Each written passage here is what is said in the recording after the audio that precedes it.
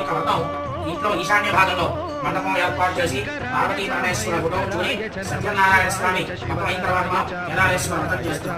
అట్లాగే ఈ కేదారేశ్వర వ్రతాన్ని కూడా కలశము ఏర్పాటు చేసుకుని 21 రకాల ఆకులు, 21 రకాల పళ్ళు, 21 రకాల పిండి వంటలు, 21 రకాల పట్టు దారంతో చేసినటువంటి దొరాన్ని పూజ చేసి ధరించాలమ్మా అని చెప్పారు. చెప్పేసి అమ్మవారి పార్వతీదేవి కార్తీక మాసంలో 21 రోజుల పాటు భక్తి శ్రద్ధలతో కేదారేశ్వర వ్రతాన్ని ఆచరించారు. ఎందుకంటే అమ్మవారు వ్రతం చేసిందో ఈశ్వరుడు ప్రత్యక్షమై మనం కోరుకున్నాం. అమ్మవారు ఎవరిని బంగారం కానీ డబ్బులు కానీ ఏమీ అడగలేదు. ఈ శరీరంలో అంత భాగాన్ని బలంగా నాకు ఈశ్వరుడు అనుగ్రహించారు. సగం పార్వతీదేవి, సగం పరమేశ్వరుడు, అర్ధనారీశ్వర అవతారం. అప్పటి నుంచి కూడా మన శివాలయం గతం పైన ఉన్నటువంటి గంగ మాత్రమే కింద ఉన్నటువంటి వానమంటాం అమ్మవారి శక్తిలో వచ్చి ఉద్భవించిన వాడే శక్తుడు.